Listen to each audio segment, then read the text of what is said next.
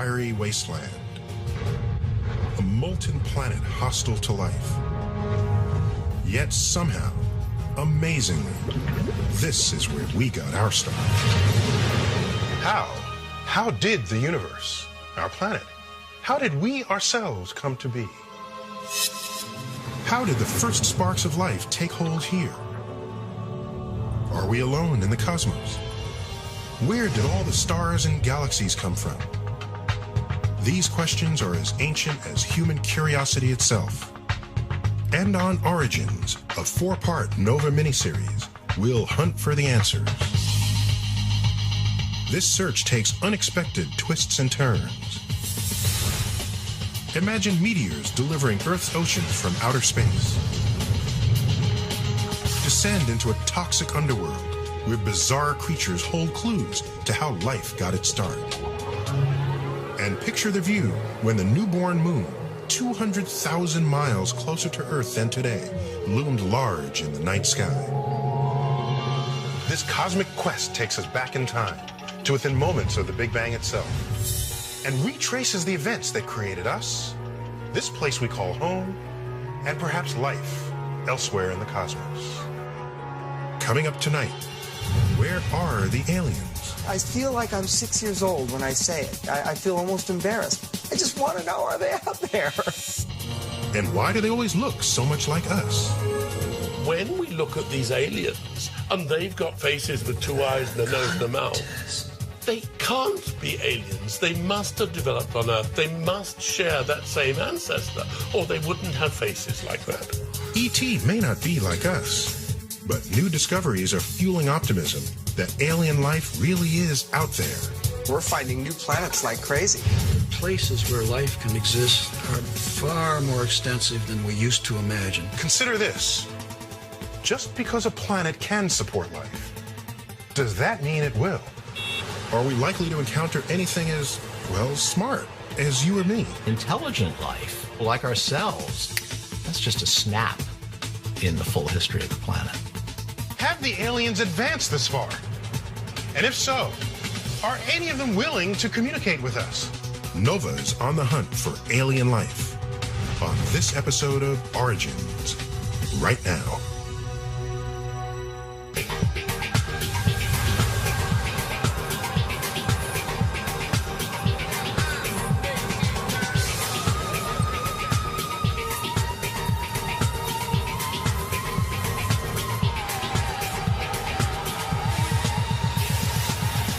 Anyone who visits New York City will see all manner of different life forms.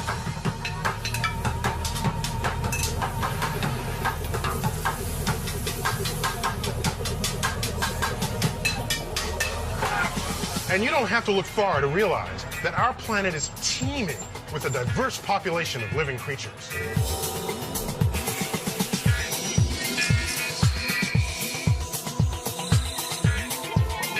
And for centuries, we've been asking ourselves, how unusual is all this? What about the rest of the universe? Is our little planet Earth the only place where the action is? Are we special? I find it hard to believe the fact that we're the only people in this universe. We're definitely not alone. This is not just one universe, you know what I'm saying? There's like 100,000 million galaxies in the universe. There's trillions and billions of universe. Whatever. The point is, it's inconceivable how big things are. To think that we're alone here is ridiculous. Biologist Jack Cohen. Alien is not concerned with the biology. You can't have a creature living in your chest, which is bigger than your heart, and you don't know it's there, and your immune system isn't turned on, particularly if it's never seen a human being before. It doesn't work biologically. But it works as a film, because you see the thing coming out of the chest, and it's exactly what they want. It's a horror film. Real aliens? What are we talking about? UFO sightings and abductions that show up in tabloids? I think they have traveled to this planet. They might have been here years ago, but they became extinct just like the dinosaur did. We've been visited. Those lights in the sky aren't all weather balloons. There are some people who believe that aliens are already among us, but there's no credible evidence. There's nothing in any of these stories that can't be explained in some other more rational way. And of course, some people are just plumb crazy. But is it crazy to believe that somewhere beyond our planet, life has taken root? Many scientists would say it's not only possible, but likely. One of the believers is Frank Drake. I first believed there was life beyond Earth when I was 8 years old. Not for any good reason, only because my father told me there were other planets, something like the Earth out there. And to my young mind, that meant places just like where I lived, with houses and streets and, in fact, creatures that looked just like me, which was certainly wrong. But I believed. Drake's childhood dreams led him to a career in radio astronomy, and he soon began wondering whether somewhere among the stars there might exist aliens who, like us, had mastered radio. Hello? Ever since humans learned how to broadcast radio waves, we've been leaking them out into the cosmos. Everything from Duke Ellington to I Love Lucy to the speeches of world leaders is, thanks to our ingenuity, now traveling across space at the speed of light.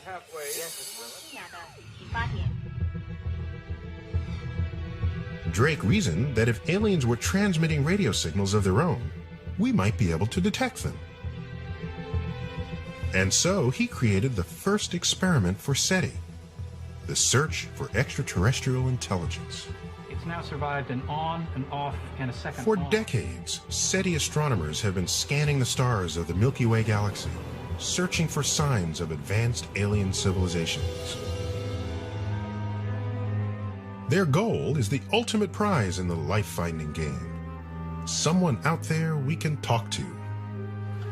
So nothing to do but sit here and wait for them to call. And on cue, they've called.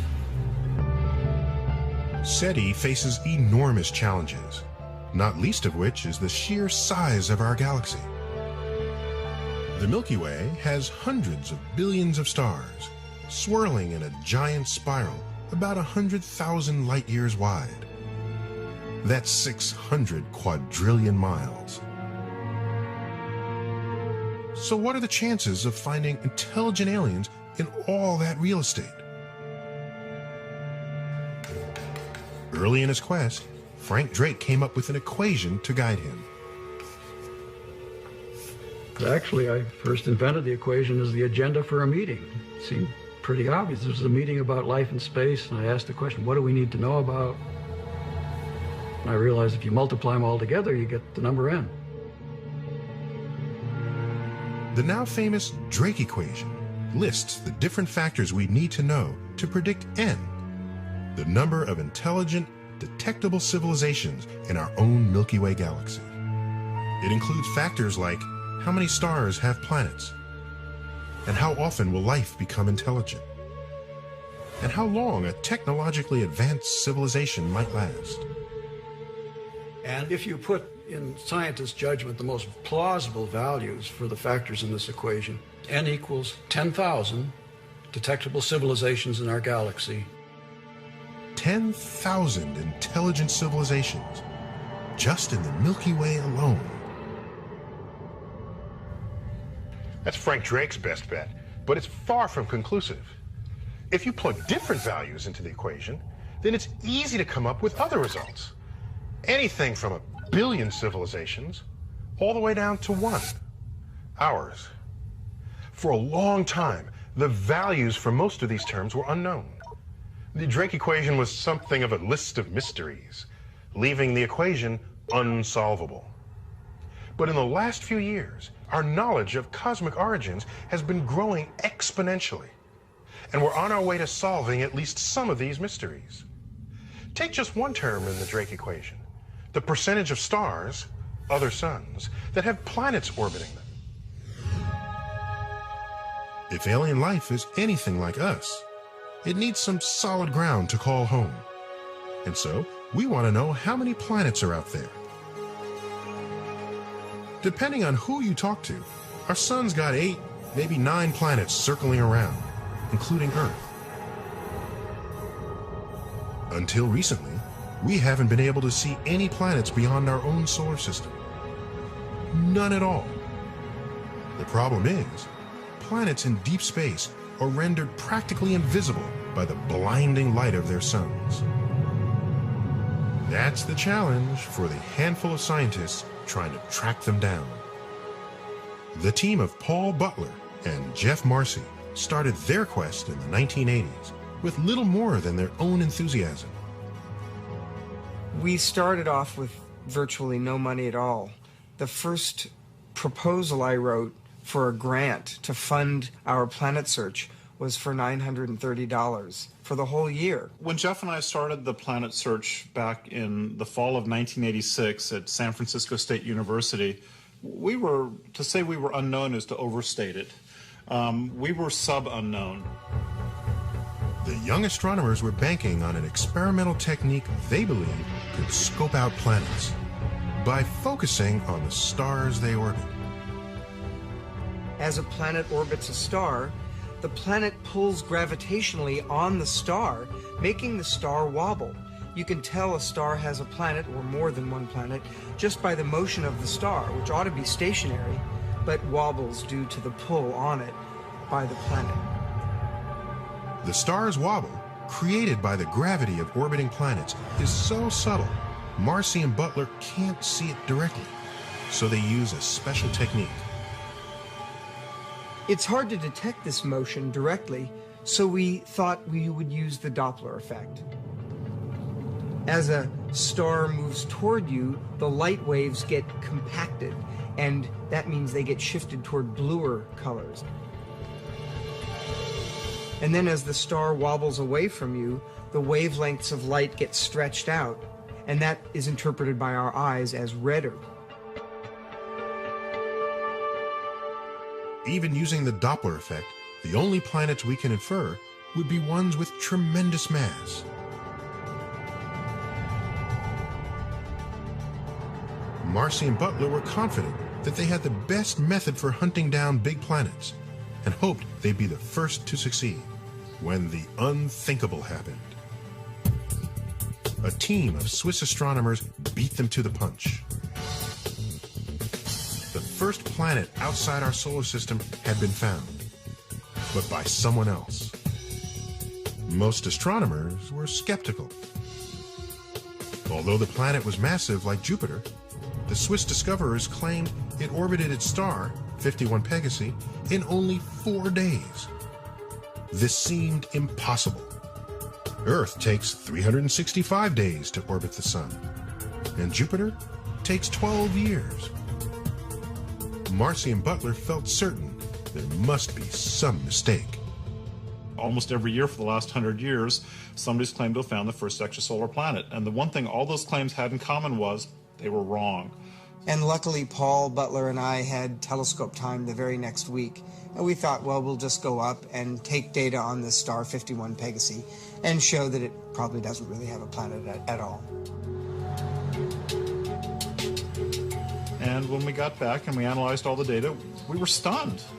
We were stunned because their claim was right. There really was a Jupiter-like planet in a 4-day orbit. We were stunned because this was the first legitimate real planet ever discovered.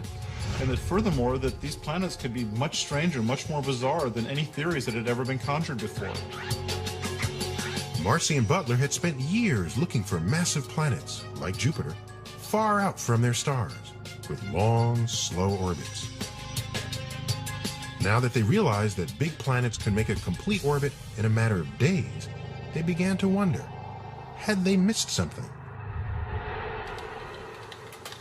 The evidence for new planets might be buried in their old data, but to find it, they'd need hundreds of hours of computer time.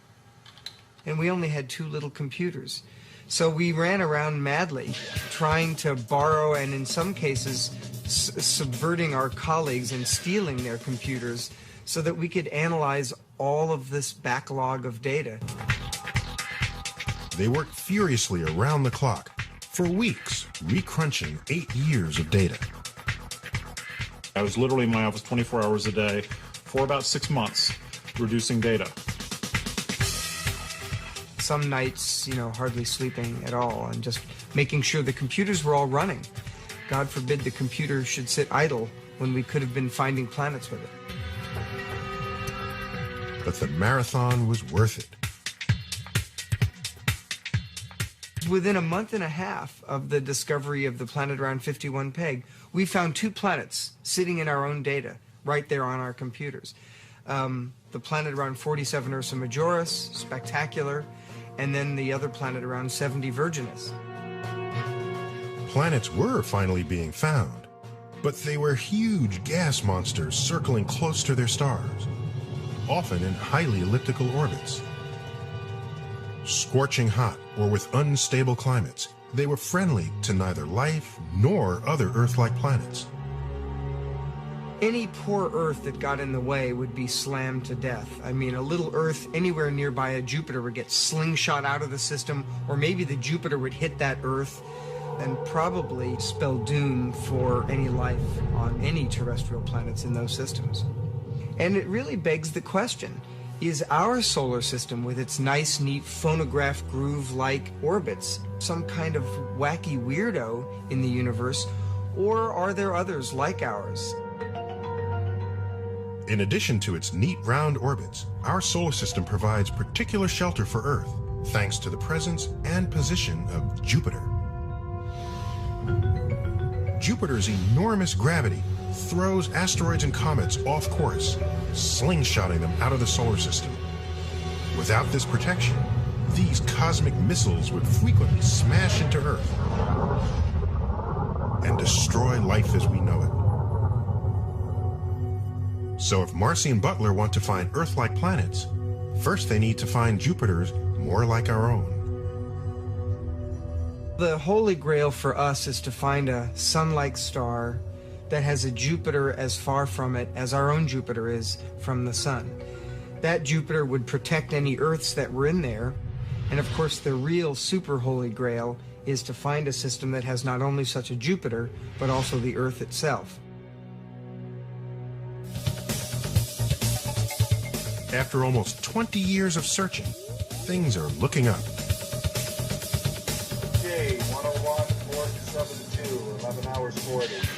Coming up. We're finding new planets like crazy, all the time. Every week or two we find another new one on average. Looky at that one. That's a beauty. Let's see how that corrects up. Yeah, that's a planet. We have about 700 stars on our program. And I'd say the thing that's really most amazing to us is how many of them appeared like they have planetary signals embedded in them. All right, let's go to the next star. Roger. Do you have Jason's new target list? I'm loading it right now. The team is tracking several stars that appear to have Jupiters right where they want them. Far out from their host stars, and in perfect position to shield life-friendly planets like Earth. We are always following some exciting Jupiters. We don't tell anybody about them, but at any given time we have a half a dozen Jupiters that look like our own Jupiter. If their hunches are confirmed, then not only are there other solar systems that look like ours, there may be lots of them. 90% of the stars show no close-in Jupiters. Those are stars that could easily have an Earth in an Earth-like orbit. I think of the 700 stars we're following, I would bet at least half of them have rocky, Earth-sized planets going around them. Just a decade ago, astronomers could not be sure if there were any planets beyond our solar system. Today, we have a much better picture of our galaxy. And Jeff Marcy estimates that of the several hundred billion stars in the Milky Way, about 5% have small rocky planets that might harbor life. If he's right, that could mean 10 billion Earth-like planets. But before you start packing your bags to visit an extraterrestrial neighbor, consider this. Just because a planet can support life, does that mean it will? It's a crucial factor of the Drake equation, the percentage of planets where life does arise. On a planet where no life exists, like our own early Earth, how does life suddenly come into being? Is the spark of life rare or common? 25 years ago, most people, when they thought about the origin of life, thought in terms of inherently improbable reactions that would actually occur because of the fullness of time. Andy Knoll is a paleontologist who studies fossils for clues to how early life evolved on Earth. Before about 600 million years ago, all life on Earth was tiny. Single-celled creatures so small that Knoll and his colleagues do most of their work with microscopes or in chemistry labs. The big surprise is that no matter where they look for signs of ancient life, they find it. Our planet is about 4.5 billion years old. We have evidence from the oldest rocks that we know of, at least the oldest sedimentary rocks we know of, that by about 3.8 billion years ago, life had already gained a foothold on our planet. Scientists haven't figured out exactly how that first spark of life happened. But since it seems to have sparked early on, then maybe it isn't so hard. Most people think that whether or not we understand what the chemistry that leads to life is, that it's a chemistry that, under the right conditions, will pretty much go and is a fairly probable chemistry, and that therefore life doesn't take billions of years to unfold on a planet. It might unfold in thousands of years or 1 million years. A lot of people think if you can't do it in 1 million years, you probably can't do it at all. So what is required to get it all started? Here on Earth, the chemistry of life relies heavily on the element carbon. Carbon is one of the most versatile elements. Each carbon atom can hook up with 1, 2, or 3, or 4 other atoms. It can even link up with other carbon atoms, creating long chains or rings. Throw in a few other elements and you've got amino acids, the ingredients of proteins, the building blocks of life as we know it. Carbon is a very useful element to sit at the center of life's chemistry. There's a lot of it in the universe. It's made very easily in stars. It makes very complicated, meshed together compounds which have the possibility of changing each other's properties. You can have a really complicated, complex setup with carbon. I'd expect that very nearly all life forms we come across that are matter-based are going to be carbon-based. If carbon helps make life happen, then there might be a lot of life out there. Carbon is one of the most common elements in the universe.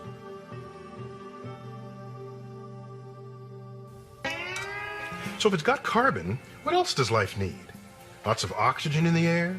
72 degrees? We tend to think life belongs in a place that's, well, comfortable for us. But is that really true? The last few years, we've been finding life practically everywhere on Earth, and not just the obvious spots. Microbes are thriving under rocks in the driest, hottest deserts. Life's doing just fine in the dark bottom of the oceans, warmed by deep-sea vents. And now, life is turning up in some of the coldest, bleakest conditions imaginable, including the ice sheets of Antarctica and Greenland. So now that we've found life, not just surviving, but thriving just about everywhere on Earth, suddenly, it's looking more likely that life might thrive in lots of places beyond Earth, even if we would find them a bit uncomfortable. If life is common, then we should be able to find signs of it beyond our own little planet. Unfortunately, the evidence has been elusive. It seems as if one crucial ingredient has been missing. The most important requirement for life is liquid water. And that's the defining requirement for life in terms of our solar system. There's plenty of energy, there's plenty of carbon, there's plenty of other elements on all the planets in our solar system. What's rare, and which, as far as we know, only occurs now on Earth, is liquid water. Liquid water is crucial because it's an ideal solvent. Molecules can easily move around in it and react with one another, allowing the complex chemistry of life to do its thing.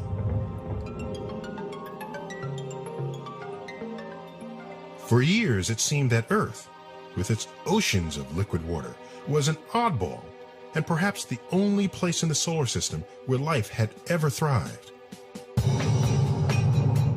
Then, we started to look more closely at our neighbors. In recent years, NASA spacecraft have sent back images of Mars with stunning detail. And there are clear signs of a watery past. From orbit around Mars, we can see ancient rivers that are now dry, canyons which look like they had lakes in the middle of them, even what looks like an ancient ocean floor in the northern hemisphere. We see unmistakable signs that Mars was a wet place. And now there's even more information from NASA's twin rovers that roam the red planet, taking pictures and probing the rocks for their chemical makeup.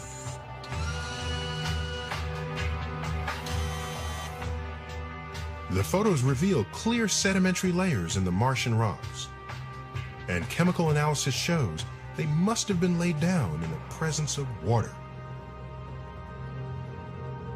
Mars might be too cold and dry to harbor life today, but if water was once there, then perhaps life was too. And now there's hope that life may thrive even farther out in the solar system. I think Mars is the #1 candidate for the search for life beyond the Earth, especially if we're going to find it soon. But we do have a backup plan. And in this case, the backup plan is Europa, one of the moons of Jupiter. A little smaller than our moon, Europa is covered with ice.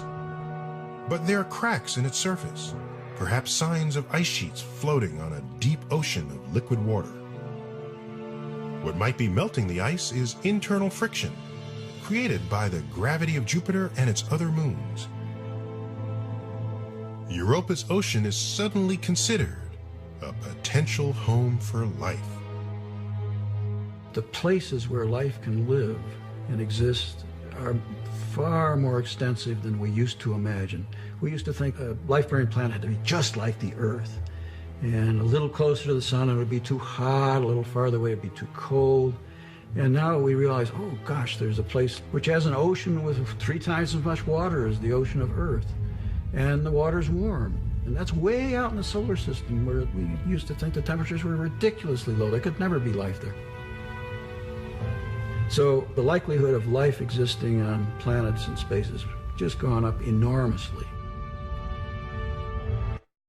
So even though we've yet to find life elsewhere in the solar system, or beyond, we're getting more optimistic that life may be widespread.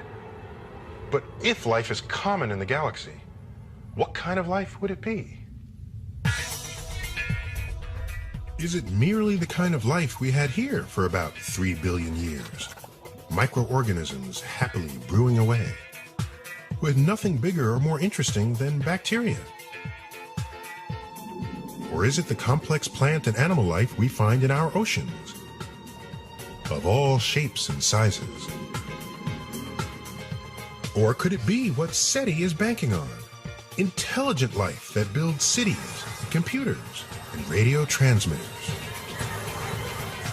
We now know that the way we got to this, from something like this, was through evolution. Does that mean evolution would work the same way wherever life appears? Frank Drake thinks so. Once you have life, evolution goes to work. Life is very opportunistic. It expands, it finds ways to survive, it finds ways to cope with changing environments. And in the process, it becomes more intelligent. And in the long run, you end up with something like us, exploiting technology to live in even more inhospitable habitats. Drake's optimism shows up in the estimates he's plugged into his own equation. His guess is that wherever life arises, it will evolve into intelligent life 10% of the time. Not quite inevitable, but a fairly common outcome. It's hard to know how likely or common intelligence is when it's shown up so recently in Earth's history. So the short history goes like this. Life early, but the familiar life that we think of, plants and animals, that is really a relatively recent development on this planet. And intelligent life, people like ourselves, technologically competent humans, that's just a snap in the full history of the planet. After about 3 billion years with only microscopic life, Earth finally became home to true plants and animals.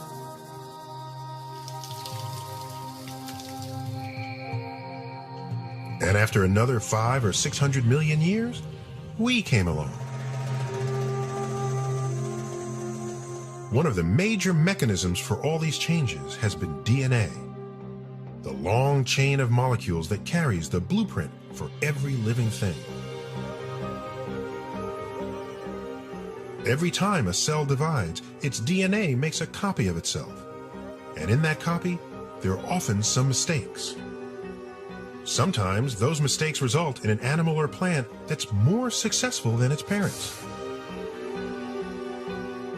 It's these kinds of mistakes that have allowed the tree of life to branch out in so many directions, creating the great diversity we see on our planet.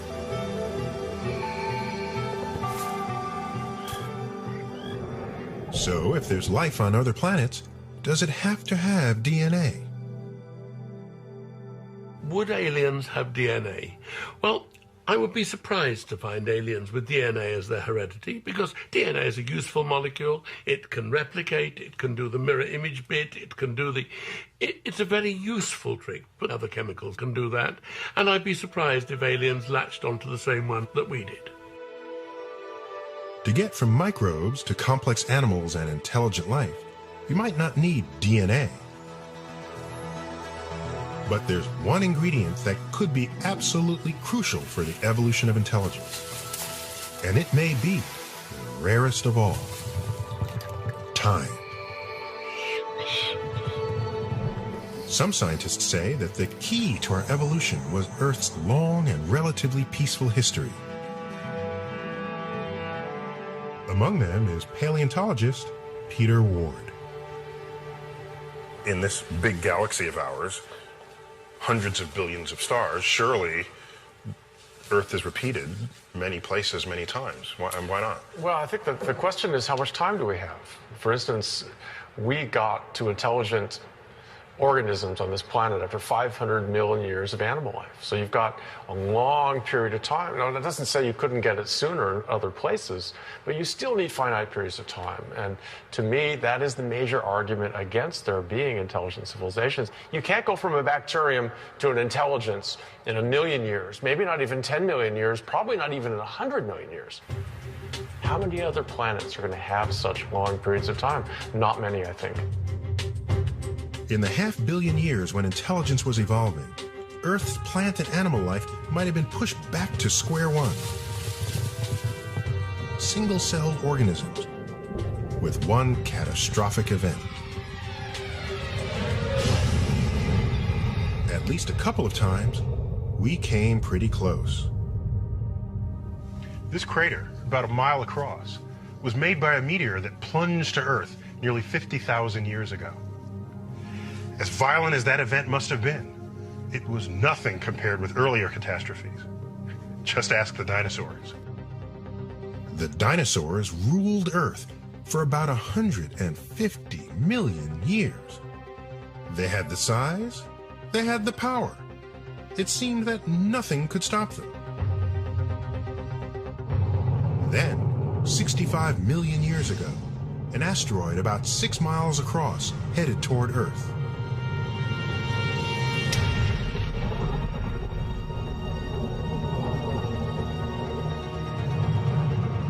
In the aftermath of a collision of epic proportions and widespread volcanic eruptions, as many as 2/3 of all living species were wiped out. The big guys didn't stand a chance. Among the survivors were little mammals, and with the dinosaurs conveniently out of the picture, they thrived. Over the eons, their descendants evolved into lots of different animals, including primates, including us. That's how we got our start. But what if you turn back the clock? What if that asteroid had taken a slightly different course and missed Earth completely? Little mammals may have never gotten their chance because the dinosaurs could still be in charge today. And instead of me, one of them might be hosting this show. Thank you. Thank you very much.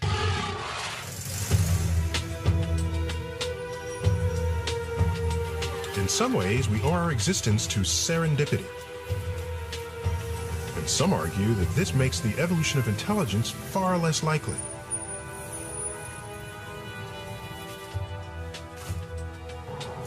Our brains evolved through many stages. The little rodents, the early primates, and later on we branched from the apes. This worked for us. But is it the only route to intelligence? Would an alien species have to go through the same steps? There's no way to know for sure, but on our planet, lots of animals have remarkable brains and behavior, including some that are very distant from us on the evolutionary tree. Among them are the cephalopods, including octopus, squid, and cuttlefish. Cephalopods are mollusks. They're related to clams and oysters, but they don't look much like them at all. And in the evolutionary terms, they've evolved in a very different way. Roger Hanlon has spent the last 30 years studying the behavior of these animals. Behavior that is their main defense from ending up as dinner. These animals are a yummy hunk of protein swimming around in the ocean, and once they're caught, they have no defenses. So they have to have a good primary defense. That's camouflage. Don't be seen. You can move over to this tank here. In the lab, Hanlon and his team study how cephalopods, like this cuttlefish, control and change their skin patterns. It's taking that visual information and translating it to the skin on the back. This is beautiful. Look at that perfect white square. To see how they apply their tricks in their natural habitat, Hanlon tails them with his underwater camera. His biggest challenge? Finding them in the first place. Octopus and cuttlefish have an uncanny ability to completely disappear into the background. We all think of the chameleon as sort of the king or queen of color change, but that's not true. A cephalopod can show many more patterns and can show them instantaneously. An octopus can be so camouflaged you literally cannot see it. So every place they go, they are morphing into something that looks a lot like that environment. So here's the scene. You've got a rock with algae all over it. There appears to be nothing there except a swimming fish going by. Okay, so take a look here and just watch for a moment. And there it is. Whoa. Isn't that amazing? This animal was completely camouflaged on that rock, and suddenly it was there. This remarkable camouflage, changing both pattern and three-dimensional texture, is performed by skin unlike any other animal's. It's an amazing skin because there are up to 20 million of these chromatophore pigment cells And to control 20 million of anything is going to take a lot of processing power. We call it a computer. Animals have brains. These animals have extraordinarily large, complicated brains to make all this work. For Hanlon, the brains and sophisticated behavior of these animals suggest that there's more than just one way to get smart. Very inquisitive animal. That's quite extraordinary. Even an invertebrate animal related to a clam or a snail can develop an incredibly complicated brain. This is one of the true wonders of nature. It's hard to explain why, but it's everywhere. What does this mean about the universe and other intelligent life? The building blocks are potentially there, and complexity will arise. Evolution is the force that's pushing that. I would expect personally a lot of diversity and a lot of complicated structures. It may not look like us, but my personal view is that there is intelligent life out there. But intelligent life is not necessarily life we can talk to across the depths of space. For that, you need technology. As smart as an octopus or a dolphin is, neither one of them is going to build a radio transmitter or a spaceship. When paleontologist Peter Ward looks at Earth's track record, the odds for technological aliens don't seem very promising. There's maybe 30 million species on the planet today. And if we look at the fossils, there are hundreds of millions of species in the past. But only one of them which has risen to technology. It's happened one time out of hundreds of millions of possibilities on planet Earth. One time only. So that's an astronomically small number.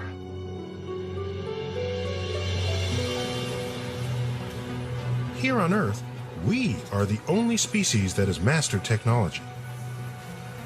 Since it's so rare here, should we really expect technology to be common among the aliens? Many would say no. But the folks at SETI continue to hope. Now, Tom, look at this one because... Searching for alien signals night after night can test anyone's patience. Unless, of course, you find one. Most evenings, SETI will get a false alarm or two. But one night in 1997, they received a signal so strong and true, it looked as if their long search might be over. We were observing at another telescope in West Virginia, and we got this signal that started to pass all the automated tests that we use to determine, is it really extraterrestrial, is it just more interference? The lead astronomer that evening was SETI director Jill Tarter. Following standard procedure, she pointed the receiving dish away from the star where the signal appeared to originate. If the signal remained, it was just a stray transmission from Earth. But when they moved the dish, the signal went away. And when it was pointed back at the star, the signal returned. Excited, the SETI team repeated the test. We went off in another direction and the signal went away, and we came back and it was there, and we went off in another direction and the signal went away, and we came back and it was there, and it was now getting very interesting. Interesting because the signal might actually be coming from deep space. The excitement quickly spread back to SETI headquarters in Mountain View, California. I was back in Mountain View. We were watching the signal on remote monitors. Okay, well, after about 4 or 6 hours of this, still passing the tests, needless to say, our blood pressure definitely was rising. And I was so excited that exactly what I was looking for was right there staring me in the face. By now, the star had set. The next night would tell the tale. If the signal returned, perhaps E.T. was finally on the line. I, for one, couldn't sit down. I was just sort of pacing around. A lot of people were huddled around the computers. Nobody went home. Nobody went out for a burger. In a sense, you know, it could have been an historic moment. The historic moment didn't survive the night. Most of the time, SETI used a second telescope located in Georgia to weed out false alarms. Unfortunately, the backup antenna wasn't working. so it took a little longer than usual for the SETI team to discover the truth on their own. The signal was coming from a distant research satellite. The champagne remained unpopped. Despite the disappointment, SETI has never lost faith. Its scientists remain convinced that our universe is capable of producing intelligent life on many different worlds. I truly believe there are signals out there. I also recognize full well that our instruments, as powerful as they are hardly beginning the search. The number of stars we've looked at, the number of radio frequencies, is minuscule compared to the total inventory of combinations of stars and frequencies there are to search. So we have hardly started. We should not have succeeded. Only through a great fluke of good luck would we have succeeded by now. Humans have been leaking radio waves into space for most of the past century. Compared to the history of our Milky Way galaxy, about 10 billion years, that's a tiny blip. And we've been actively listening for radio signals from distant civilizations for only about 40 years. If the aliens are on the other side of the galaxy, any signal they send could take tens of thousands of years to reach Earth. It's as if the aliens were throwing a dart and trying to hit one tiny spot on this enormous landscape of time and space. Let's face it, the odds of our capturing that signal aren't very good. And yet, who can blame us for trying? For me, it's the most interesting question. Are we alone? What's our place in this universe? How do we fit in? Are we just run-of-the-mill? Are we totally exceptional? Or are we somewhere in between? Exploring our own world and the universe beyond has been full of surprises. Just a few hundred years ago, we assumed that everything about us and our surroundings was special and unique. Now we know there are lots of stars out there, many like our sun. We're discovering other solar systems with planets. And the chemicals of life, forged in stars, are abundant in the universe. If those common chemicals have caught the spark of life somewhere else, who knows how that life will evolve, what path it will follow, and whether we'll ever meet. I feel like I'm 6 years old when I say it. I feel almost embarrassed. I just want to know, are they out there? And all of my science training and math and skills as a researcher kind of go out the door. I just feel that this is a question that is going to be so profound for us as a species, but also individually. Each one of us will have to look within ourselves and figure out what it means to us. Are we alone? Are we rare? Are we common? We still do not know. But perhaps someday we will. And the answer, whatever it is, will reshape our sense of ourselves and our place in the universe.